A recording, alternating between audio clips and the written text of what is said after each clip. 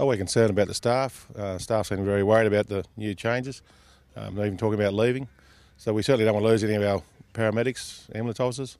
They do a fantastic job here. It's a big area. It's 46,000 square kilometres or something in the Berkshire they've got to cover. So we certainly don't want to lose any ambulance officers. I'm really feeling it greatly at the moment. I'm struggling more than I'd like to admit by doing extra on call. I don't know how much longer I've got. After working 7 days on, 24 hours a day, and then only having 2 on to go on to another 7 days, that's just going to increase our fatigue. There's no way that's going to help the fatigue. You're working longer hours, you're on call for longer, you're going to be out of town, you're going to be tired. They do have a fatigue policy, but a lot of the time we don't use it in cooler because we know we're the only people around. Are we going to crash an ambulance on the way to a job because we're so tired that, we fall asleep at the wheel, or are we going to give a wrong medication to a patient that can be crucial? Who's going to take the blame when something goes wrong? Is it going to be on us just because of this roster change? We don't agree with it at all. We've been to accidents ourselves that have been fatigue related. Now we're going to put our valued employees on these roads weekly. It just doesn't seem as though the ambulance service have really thought about our safety and our mental health. It's all come down to the bottom line, trying to save a few dollars. We handle a really great Aboriginal population here as well. The state government and that has talked about the bridging the gap. How are we going to bridge the gap when we're taking services out of these towns that are already underserviced in the first place? Look, the community rely on us quite heavily. We've got a high Indigenous community as well. That is a large part of our work.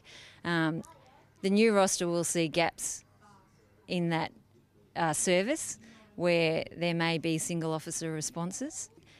To rely on Burke, which is an hour away, to be our backup as well if we are a single officer response is just too long. The community just won't stand for it. I'm thinking that if they're gone on a job 2 hours out of town and I'm the one who's taken here, well then, who's going to get me to the hospital? Would I need to depend on my family to do that? Or do I sit and wait? We'll be doing afternoon shifts in Brewarrina. So again, we sign on. It's a 100 kilometre drive over there. We then do our afternoon shift where we complete our shift at midnight. We're then expected to do on call until 4 o'clock the following afternoon. So essentially, again, we're doing an extra 200 kilometres on top of any other distances that we may travel in these areas where we're essentially covering a total area of about 19,500 square kilometres. So you're adding more fatigue onto fatigue. Travel to Coloranabri, on a regular basis to cover the shifts and stay away from our home from 4 o'clock in the afternoon to the following 4 o'clock the next day and return home to do another shift here until midnight. And this is going to happen, day in, day out for so many days. I just don't see how we're going to be able to do it. I just cannot comprehend how working us more is going to reduce our fatigue.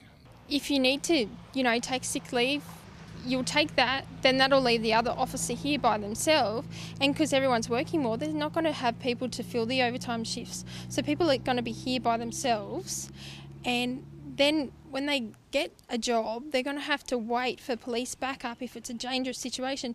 Sometimes our closest police can be more than half an hour away. When we're on days off, we often come in and help out. We get a phone call, can you help us out? Yes, I'm sure. But when you only get 2 days off, are you going to answer a phone? I don't think so. Overtime, things like that. If there's someone sick, if I'm on my 2 days off, I'm not going to work an overtime shift. And that's unfortunate for the community, but I've got to look after myself too. If we just came to work and worked for 8 hours shifts and went home, not a problem. I could do that. I could do that for 7 days straight, have 2 off and come back for 7 on. But it's the on-call that gives us fatigue and travelling at night. Well, I think especially on the open roads when we're driving in unlit areas with an extensive amount of wildlife on road, and it's not uncommon for paramedics to hit various animals and so on and so forth, which in turn adds another level of risk to both us and our patients that we care for. Sometimes you get called to go long distances away, so you don't know what you're going to, you don't know where you're going sometimes. There's a concern for your own safety at certain times. You think ahead, what can I take with me that will keep me awake? Because I know I'm dead tired. But then you feel guilty thinking that you might need to ask your partner to take over and drive because they're in the same boat. They're exactly the same fatigue. They've been managing a patient and it doesn't provide a conducive or cohesive treatment of the patient. Then you've got two equally tired people driving the same car on rural roads at night, poorly lit. You know, it's just too many risk factors. It's too dangerous for everybody, especially when you've got someone else's family member in the back of the ambulance. The fact of the matter is that we'll go out tonight, possibly save lives. The community responds to that. They see us as that's what we do. That's that's their lifeline. And I think that there's not enough value or emphasis placed on the value of paramedics in regional areas. Get behind us. We need your support. We don't want to be letting people down.